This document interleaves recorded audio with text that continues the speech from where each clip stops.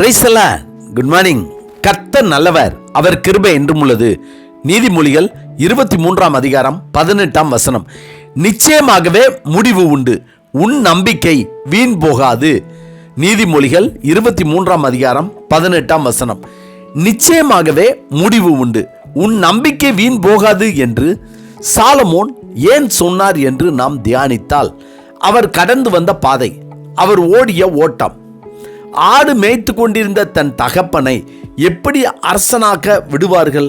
எத்தனை எதிரிகள், எத்தனை சோதனைகள், அத்தனையும் தாண்டி அவர் கர்த்தர் மேல் நம்பிக்கை வைத்திருந்தார், அரசனானார். எனவே நம்மை பார்த்து நிச்சயமாகவே முடிவு உண்டு, உன் நம்பிக்கை வீண் போகாது என்று நம்பிக்கையான, உறுதியான, சாட்சியான வார்த்தையை நமக்கு சொல்கிறார். இந்த ஆண்டு முடிய போகிற நாட்களில் கர்த்தர் எனக்கு கொடுத்த வார்த்தை இன்னும் நிறைவேறவில்லையே, என் பிரச்சனை இன்னும் முடியவில்லையே என அங்கலாய்த்து கர்த்தருடைய கரத்தின் அதிசயத்திற்காய், அற்புதத்திற்காய் காத்திருக்க நம்மை பார்த்துதான் கர்த்தர் சொல்வது என்னவென்றால், நிச்சயமாகவே முடிவு உண்டு, உன் நம்பிக்கை வீண் போகாது என்பதுதான். நம்பிக்கை என்பது என்ன என்றால், காணப்படுகிறதை நம்புகிறது நம்பிக்கை அல்ல, காணப்படாதவைகளை நம்புகிறதே நம்பிக்கை.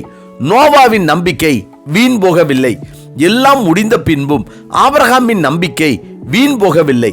நம்பிக்கையோடு விதைத்த ஈசாக்கு அறுவடை செய்தான்.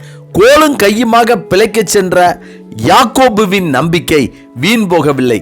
சிறைச்சாலையில் இருந்த யோசேப்பின் நம்பிக்கை வீண் போகவில்லை. இஸ்ரவேல் ஜனங்களை வழிநடத்தி செல்ல திக்குவாயான மோசையின் நம்பிக்கை வீண் போகவில்லை. இப்படி பரிசுத்த வேதாகமத்தில் எழுதப்பட்டுள்ளவர்களின் நம்பிக்கையை குறித்து சொல்லிக்கொண்டே போகலாம். எசேக்கியேல் ராஜாவை குறித்து பரிசுத்த வேதாகமத்தில் இஸ்ரவேலின் தேவனாகிய கர்த்தர் மேல் வைத்த நம்பிக்கையிலே அவனுக்கு முன்னும் அவனுக்கு பின்னும் இருந்த யூதாவின் ராஜாக்களில் எல்லாம் அவனைப் போல் ஒருவனும் இல்லை என்று எழுதப்பட்டுள்ளது. நம்முடைய நம்பிக்கை எப்படி, எதன் மேல் இருக்கிறது?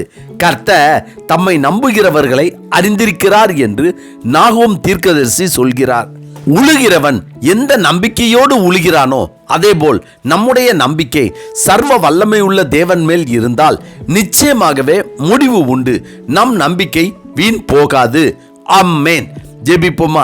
சர்வ வல்லமை உள்ள சேனைகளின் தேவனாகிய கர்த்தாவே, நீர் எங்கள் வாழ்க்கையில் எங்களுக்கு கொடுத்த வார்த்தைகளும் வாக்குத்தத்தங்களும் சொப்பனங்களும் தீர்க்க தரிசனங்களும் நிறைவேறும்படியாக நாங்கள் உமக்காக நம்பிக்கையோடு காத்திருக்கக்கூடிய கிருபைகளை கர்த்தர் எங்களுக்கு தரும்படியாய் நாங்கள் ஜெபிக்கிறோம். கர்த்தாவே, இந்த நாளை நீர் எங்களுக்கு கொடுத்ததற்காய் நன்றி. இந்த நாளிலும் பிறந்த நாள் மற்றும் திருமண நாள் காண்கின்ற யாவருடைய வாழ்க்கையிலும் நீர் அவர்களுக்கு கொடுத்த வாக்குத்தத்தத்தை பெரும் வரை அவர்கள் நம்பிக்கையோடு விசுவாசத்தோடு உம்முடைய சமூகத்தில் காத்திருக்கக்கூடிய கிருபைகளை கர்த்தர் அவர்களுக்கு தர வேண்டும் எனவும், அவர்கள் நம்புகிற காரியங்கள் உம்முடைய கரத்தினாலே நிறைவேற வேண்டும் என்றும் அவர்களுக்காக நாங்கள் ஜெபித்து அவர்களை வாழ்த்தி ஆசீர்வதிக்கிறோம். நல்ல பிதாவே, ஆமேன் ஆமேன். கர்த்தர் நல்லவர், அவர் கிருபை இன்று முழுவதும் நம்மோடு கூட இருப்பதாக. ஆமென்.